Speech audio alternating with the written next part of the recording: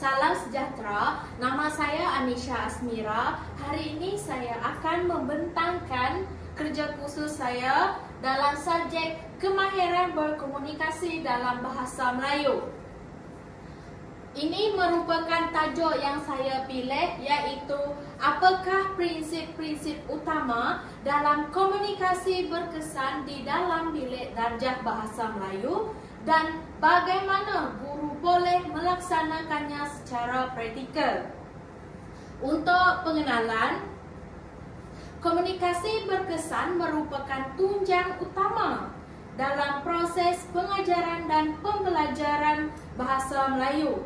Ia bukan sekadar penyampaian maklumat, tetapi proses dua hala antara guru dan murid dengan melibatkan perkongsian idea, pemahaman dan perasaan.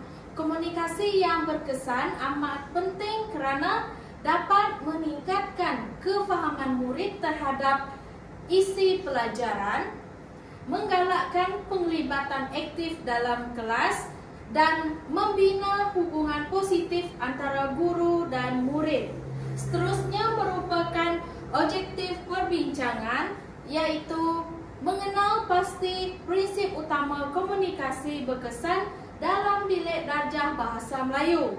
Seterusnya menjelaskan bagaimana guru boleh melaksanakannya secara praktikal. Guru perlu memahami perbezaan latar belakang murid dari segi linguistik, emosi dan kognitif. Selain itu, komunikasi juga berperanan membentuk nilai murni seperti hormat, tanggungjawab dan kerjasama. Secara keseluruhannya, perbincangan saya akan menumpukan kepada 4 prinsip utama, iaitu kejelasan imej, yang kedua, empati dan hubungan interpersonal, dan yang ketiga, penglibatan aktif murid, dan yang terakhir, penggunaan bahasa sesuai konteks.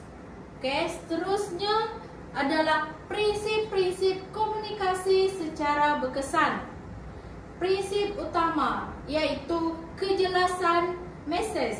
Guru perlu menyampaikan mesej yang jelas dan mudah difahami. Gunakan sebutan yang betul, ayat yang ringkas dan tersusun. Seterusnya, guru juga boleh menggunakan alat bantu mengajar seperti peta minda atau carta alir supaya murid mudah memahami isi pelajaran. Elakkan mesej yang terlalu kompleks atau kabur kerana ia boleh mengurangkan tumpuan murid.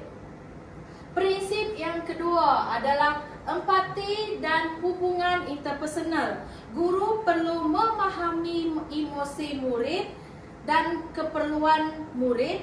Dengan menunjukkan empati, suasana pembelajaran menjadi lebih positif dan selamat. Guru boleh memberi peluang kepada murid untuk bertanya dan memberi pujian atas usaha serta mendengar pandangan mereka. Apabila guru menunjukkan empati dan hubungan saling percaya dapat dibina dan motivasi murid meningkat. Seterusnya adalah prinsip yang ketiga, iaitu penglibatan aktif murid. Komunikasi yang berkesan ialah berkomunikasi dua hala. Guru bukan hanya menyampaikan ilmu, tetapi menjadi fasilitator yang menggalakkan murid berinteraksi. Antara kaedah yang boleh digunakan ialah soal jawab, perbincangan kumpulan, dan aktiviti lakonan bahasa. Melalui aktiviti ini, guru dapat menilai kefahaman murid secara terus dan membuat penambahbaikan pengajaran guru tersebut. Dan prinsip yang terakhir iaitu bahasa sesuai konteks.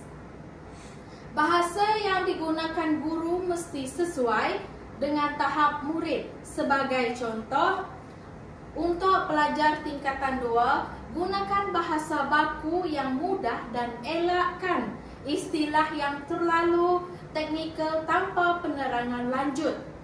Guru juga perlu menggunakan intonasi, gaya bahasa dan bahasa tubuh yang sesuai supaya mesej lebih jelas dan menarik perhatian murid.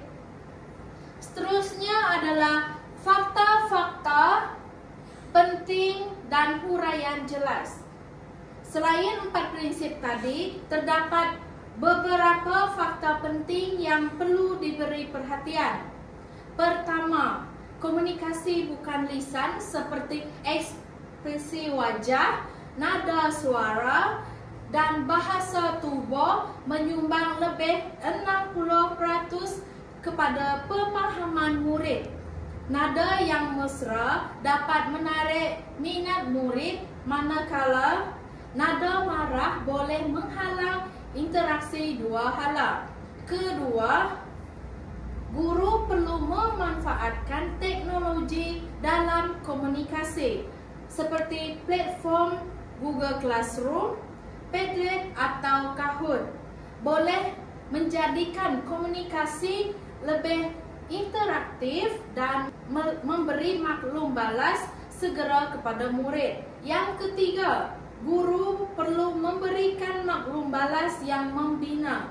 Tegurlah kesalahan murid dengan lembut dan berikan contoh yang betul agar mereka tidak berasa malu, sebaliknya terdorong untuk memperbaiki diri.